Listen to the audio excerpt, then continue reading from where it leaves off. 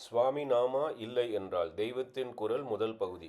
ஜீவனும் பிரம்மமும் ஒன்றுதான் என்கிறார் ஸ்ரீ ஆதிசங்கர பகவத் பாதர்கள். அதாவது நாமேதான் சுவாமி என்கிறார். நான் தான் சுவாமி என்றுதான் ஹிரண்யகசிபுவும் சொன்னான். அவனை சுவாமியை நரசிம்மமாக வந்து சம்ஹாரம் செய்யும்படி ஆயிற்று. ஆச்சாரியால் நாம் தான் சுவாமி என்று சொல்வது ஹிரண்யகசிபு சொன்னது போலவா? இல்லவே இல்லை. நான் தான் சுவாமி என்று ஹிரண்யகசிபு சொன்னபோது தன்னைத் தவிர வேறு சுவாமியே கிடையாது என்ற அகங்காரத்தில் சொன்னான். பகவத் பாதர்களோ சுவாமியைத் தவிர வேறு எதுவுமே கிடையாது என்பதால் நாமும் சுவாமிதான் என்கிறார். ஜீவன் தனக்கு உள்ள அகங்காரத்தை அடியோடு விட்டுவிட்டால் இவனே பிரம்மத்தில் கரைந்து பிரம்மமாகி விடுகிறான் என்கிறார். இப்போது நாம் உத்தரணி ஜலத்தைப் போல் கொஞ்சம் சக்தியுடன் இருக்கிறோம். சுவாமி அகண்ட சக்தியுடன் சமுத்திரமாக இருக்கிறார். அந்த சமுத்திரத்திலிருந்து தான் இந்த உத்தரணி ஜலம் வந்தது. இந்த உத்தரணி ஜலம் தான் தனி என்கிற அகங்காரத்தை கரைத்து சமுத்திரத்தில் கலந்து சமுத்திரமே ஆகிவிட வேண்டும். நாம் சுவாமியாக இல்லாவிட்டால் சுவாமியை தவிர வேறான ஒன்றாக இருக்க வேண்டும். அவ்வாறெனில் பரமாத்மாவுக்கு வேறான வஸ்துக்களும் உண்டு என்றாகிவிடும். அதாவது பல வஸ்துகளில் பரமாத்மாவும் ஒன்று என்றாகிவிடும். அவருடைய சம்பந்தம் இல்லாமல் அந்த பல வஸ்துகள் உண்டாகி இருக்கின்றன என்றாகும். இப்படி இருப்பின் அவர் பரமாத்மா சுவாமி என்பதே பொருந்தாதே. எல்லாமாக ஆன ஒரே சக்தியாக இருக்கிற மட்டும்தானே அவர் சுவாமி. எல்லாம் அவர் என்னும்போது நாம் மட்டும் வேறாக இருக்க முடியுமா?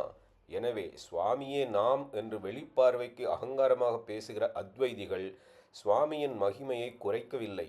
மாறாக ஜீவன் சுவாமி அல்ல, இவன் அல்பன், அவர் மகா பெரிய வஸ்து, இவன் வேறு அவர் வேறு என்று அடக்கமாக சொல்கிறவர்கள்தான் தாங்கள் அறியாமலேயே அவரை பல சாமான்களில் ஒன்றாக்கி அவருடைய மகிமையை குறைத்து விடுகிறார்கள்.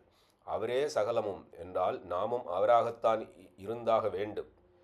சமுத்திரமாக இருக்கிற அவரேதான் ஆற்று ஜலம், குளத்து ஜலம், கிணற்று ஜலம், அண்டா ஜலம், செம்பு ஜலம், உத்தரணி ஜலம் போல் தம் சக்தியை சிறு சிறு ரூபங்களாக செய்து கொண்டு பலவித ஜீவ ஐந்துக்களாக இருக்கிறார். இதில் மனிதனாகும்போது பாப புண்ணியத்தை அனுபவிக்கவும் பாப புண்ணியம் கடந்த நிலையில் தாமே ஆகிவிடமும் வழி செய்திருக்கிறார். மனிதனாகும் போது மனசு என்ற ஒன்றை கொடுத்து அதை பாப புண்ணியங்களில் ஈடுபடுத்தி பலனை அனுபவிக்கச் செய்கிறார்.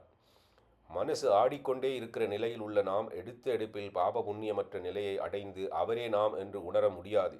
ஆகவே அவரே நாமாக இருந்தாலும் அதை நாம் அனுபவத்தில் உணர்வதற்கு அவரது அருளை பிரார்த்திக்க வேண்டியவர்களாகவே இருக்கிறோம். அவர் மகா பெரிய சுவாமி, நாம் அல்பஜீவன், அவர் மகா சமுத்திரம், நாம் உத்தரணி ஜலம் என்கிற எண்ணத்தோடு ஆரம்பத்தில் பக்தியே செய்ய வேண்டியவர்களாக இருக்கிறோம். சுவாமி கொடுத்துள்ள மனசுதான் இப்போது நம்மை அவரிடமிருந்து வேதப்படுத்துகிறது. இந்த மனசை எடுத்த எடுப்பில் போ என்றால் போகாது. ஆகவே இந்த நிலையில் இதே மனசால் அவர் ஒருத்தரை மட்டும் பற்றி கொள்ள வேண்டும். மனசை அவர் குரங்காக படைத்திருக்கிறார். அந்த குரங்கு இப்போது தேகத்தை கெட்டியாக பிடித்து கொண்டிருக்கிறது. ஆனால் சுவாமி இந்த தேகத்தை நசிப்பதாக அல்லவா வைத்திருக்கிறார். இந்த அழுகல் பழத்தை மனக்குரங்கு விட்டுவிட வேண்டும். அழுகாத பழம் கிடைத்தால் அழுகல் பழத்தை குரங்கு போட்டுவிடும். அழுகாத மதுரமான பழம் பரமாத்மாதான். அதை மனதால் பிடித்து கொண்டு சரீர பிரஜையை விட்டுவிட அபியசிக்க வேண்டும். இதற்குத்தான் பக்தி, பூஜை, சேத்ராடனம் எல்லாம் வைத்திருக்கிறது. இவற்றில் மேலும் மேலும் பக்குவமடைந்து சரீர பிரஜை அகங்காரம் அடியோடு போய்விட்டால் அவர் பரமாத்மா, நாம் ஜீவாத்மா என்கிற பேதமே போய் அவரே நாமாக அத்வைதமாக ஆகிவிடுவோம். நீ வேறனாதிருக்க நான் வேறனாதிருக்க என்று அருணகிரிநாதர் பாடி அனுபவத்தை அடைவோம்.